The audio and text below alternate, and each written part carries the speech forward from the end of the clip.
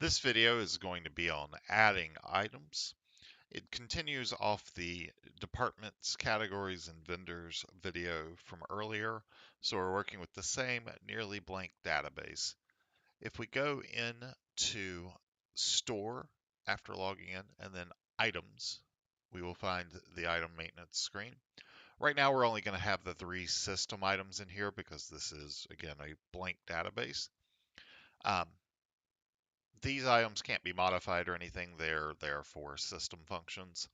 But if we want to create a new item, we're just going to hit add down here at the bottom. We're going to set up an item ID. There is an option elsewhere in the system, which we'll go over in the settings video, where you can have the system make up item numbers for you. We're just going to use the creative ID of test. You can set up to 3 item IDs. The primary one is the most important. It actually has to be unique, but the second and third one can be duplicated across the system. However, you can have the system check when you scan an item and look at the second and third items for a match. The only other field you have to fill out here is the name of the item. In the case of a book, that'd be like the title. Um, for games, for other miscellaneous products, it'd just be a physical description of what the product is, or the name of the game. Um, so in this case, we'll just set this up as a test item. The description is usually like the author or the artist. Sometimes people use it as the genre. It's a pretty open-ended field. That's true of a lot of these fields. In this case, we'll just say it's a snack item. And then we'll set this in the drinks and meals category that we had set up and department that we had set up earlier. The checkbox here for item is inactive. If you check that, then the item won't show up on a lot of searches. There are options within the system that key off of that to prevent it from being sold, that kind of thing. Moving further down the screen here, we'll see we've got our pricing and stock level information box here. So the different fields are grouped into different sections. In this one, you've got new, pricing and stock level stuff along the left, used along the right.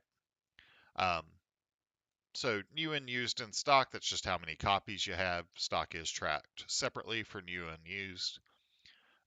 Cost, you can do average costing in the system such that when you get in purchase order, take it in trade, it's going to adjust the cost automatically. If you're not doing that, you can just set it here. New price is how much you sell it for when you're selling a new copy. Retail price is MSRP. Reorder level and quantity are used for generating reorder reports and for searching for items that need to be reordered in the purchase orders part of the system. If you do a reorder level of 1, for example, it's going to show up on reorder reports when you have none in stock. So you have to be below the reorder level for it to recommend you reorder it. Reorder quantity is how many you want to order at a time, particularly for items where you get some kind of discount for like ordering 3 at a time. Even if your reorder level is 3 and then you fall down to 2, you may still want to reorder 3 more in. For used pricing, a little more here. If you're using extended pricing, you have your used price 1, used price 2. By default, that's complete and incomplete, so missing like the case or the box or the dust sleeve, any of that kind of stuff. Makes it a condition 2 item. The trade-in credit, trade-in cash, those are your different pricing for trade items. And then finally, your used max. If you're taking a trade, then it will suggest it'll suggest that you not take it if you're already at or above your used max. It'll give you a warning about how many you have and ask if you still want to take it. If you do, you can just say yes at the register. But you still probably want to set the used max such that you're getting warnings if you're going to go over what you really want. All right, moving on to the next section. Little more obscure options here. On Amazon, on website, those are used for the e-commerce add-on module. See the information on that for further details there. Auto-gen pricing is used with the auto-generate used and trade price options, to where you can do your used pricing as a percentage of new rather than actually set it. If you do that, then the used and trade prices there will be locked in. You won't be able to fill them in automatically. Um, but see the settings video for that one. For used serial numbers, if this is checked whenever you sell the item, whenever you take it in trade, you're gonna have a serial number box pop up prompting you to enter the serial number, and it will record that. You'll be able to track it. You'll be able to send it to Leads Online if you're using that service. All sorts of reporting tools. Lock prices from database. If you're using one of our vendor databases, this means that this item does not get updated from those databases when you do updates from them. So if you've got something where you just wildly disagree with, for example, BRE or video game price chartings prices, you can set this on that item and still use their prices elsewhere in the system. Service items, this is pretty simple. It just means that it's an item where you do not track the stock level of it. It doesn't necessarily mean it's not taxed. If it's not taxed, you just uncheck the tax boxes up above. It just means that when you sell it, it doesn't reduce the stock level.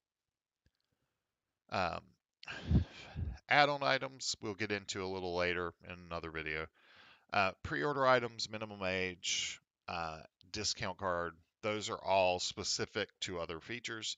Um, Minimum age in particular, if you're doing, for example, tobacco products, you might have a minimum age of 18. It will prompt if you're using the default customer, or if you're using a customer whose birth date you haven't set, or in the case of a customer whose birth date you have set, it'll automatically detect and either allow or not allow the sale of the product. There's a few other miscellaneous fields I'm not going to get into too much. Um, but if you're using vendors, this vendor ID fields where you set them up. You can set them to have different costs depending on which vendor you're getting from, or to use a discount off retail. Um, the main thing there is just if you're deciding you want to use vendors, you want to start from the beginning. Like as soon as you start setting up product, I recommend you start setting your vendors, because going back to do it is going to take way more effort. So you should decide before you start that you're going to either do vendors or you're not going to do vendors. But don't add several thousand items and then be like, I want to do vendors now for all of these different products. It's going to take you way longer than it would need to. That's pretty much it for adding an item. We'll just hit save and close. We'll see that that item's there. And that's it for this video. Next time we will get to editing and duplicating items, as well as printing labels.